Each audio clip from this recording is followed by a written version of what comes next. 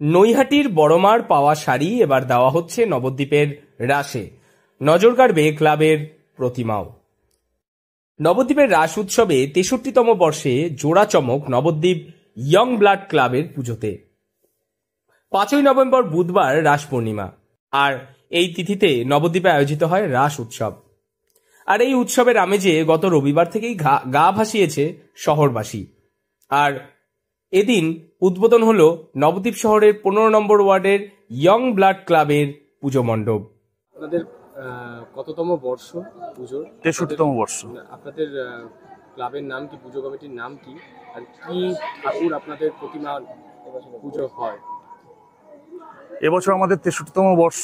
আমরা আজকে ৬৩ বছর ধরে ইয়ং ব্লাড ক্লাবের পরিচালনায় আমরা শ্রী শ্রী যুগল মিলন পুজো করে আসছি বিগত দিন ধরে। এবছর আমাদের ৬৩তম বর্ষে পদার্পণ হলো।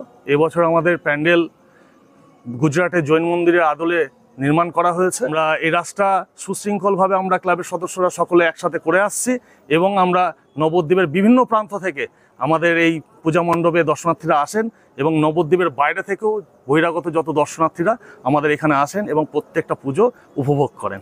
পুজো কমিটির তরফে জানা যায়, এবছর তাদের পুজো ৬৩তম বর্ষে পদার্পণ করলো। এবছর তাদের পুজো মণ্ডপটি তৈরি হয়েছে গুজরাটের জৈন মন্দিরের আদলে। পাশাপাশি প্রতিমাতেও রয়েছে বিশেষ চমক। এবছর তাদের প্রতিমাটি তৈরি করা হয়েছে ইস্কন মায়াপুরের অষ্টসখী সহ রাধাকৃষ্ণ। পুজো কমিটির তরফে জানানো যায়, দর্শনার্থীদের জন্য আগামী রবিবার পর্যন্ত খোলা থাকবে তাদের পুজো মণ্ডপ। এছাড়াও এই ৬৩তম বর্ষকে স্মরণীয় করতে পুজোর পাশাপাশি তারা শতাধিক বস্ত্র, শীত বস্ত্র ও মহিলাদের শাড়ি বিতরণ কর্মসূচিও আয়োজন করেছেন। কি কি কর্মসূচি ছিল আপনাদের উদ্বোধনে? কে কে উদ্বোধন করলেন? কি কি কর্মসূচি আছে?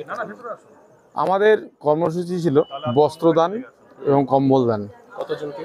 আমরা ১০০ জনাকে বস্ত্রদান করেছি এবং ২০০ জনাকে কম্বল দান করেছি। আর একটা নৈহাটি বড়কালী ট্রাস্টের একটা ব্যানার দেখলাম। হ্যাঁ, এটাই হচ্ছে নবদ্বীপ ইয়ং ব্লাড ক্লাব এই সর্বপ্রথম বড়মা ট্রাস্ট বলে একটা সংস্থা আছে, বা বড়মা, নৈহাটির বড়কালী ঠাকুর, ওনারা দানের শাড়ি তারা কোনো সংস্থার মাধ্যমে আবার দান করেন।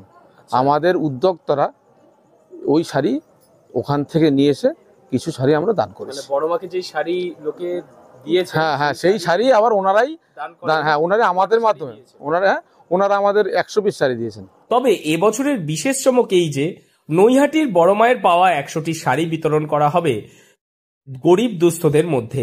কমিটির তরফ থেকে জানানো গিয়েছে যে নৈহাটির বড়কালী পুজো ট্রাস্ট কমিটির পক্ষ থেকে যেই সমস্ত শাড়ি ভক্তরা বড়মাকে দেন, সেই সমস্ত শাড়িগুলির মধ্যেই ১০০টি শাড়ি এই প্রথম নবদ্বীপের রাস উৎসব উপলক্ষে ইয়ং ব্লাড ক্লাবের পুজোয় গরিব দুস্থদের দান করা হবে। নবদ্বীপের রাস উৎসবে শহরের বুকে এমন সুদৃশ্য পুজো মণ্ডপ ও দেবী মূর্তি দর্শন করতে উদ্বোধনের দিন থেকেই ভিড় জমাতে শুরু করেন দর্শনার্থীরা। নদিয়ার নবদ্বীপ থেকে মৈনাক দেবনাথের রিপোর্ট, লোকাল ১৮ বাংলা।